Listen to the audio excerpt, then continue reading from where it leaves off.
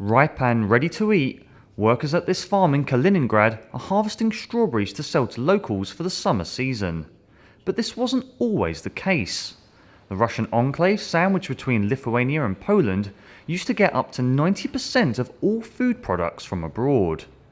But in July 2014, the Russian government imposed an embargo on EU and US food produce, in retaliation for Western economic sanctions over the country's involvement in the Ukraine crisis.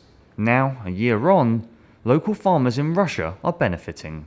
Before then, our produce was not in demand, but after the counter-sanctions, all the local shop chains, as well as the majority of people, turned around towards us and started to buy our produce with big success. The ban, which was recently extended until June 2016, covers meat, fish, dairy, fruit and vegetables.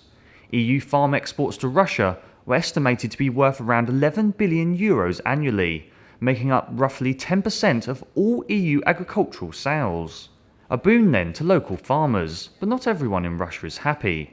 At a local market in Kaliningrad, some disgruntled residents claim that the amount of fruit and veg available has significantly decreased. They have cut the vegetables offered by 2 to 3 times. I asked why. The salesperson told me sanctions. Nothing is delivered. It's not just the lack of options that's the problem.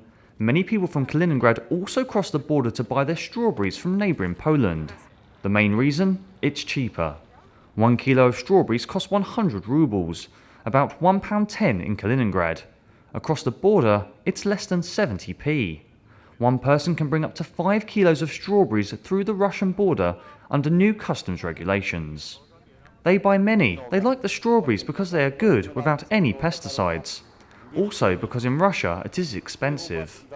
A lack of options and expensive prices. These are the problems that residents in Russia continue to face when buying produce. But as long as the EU ban remains in place, local farmers look set to reap the rewards.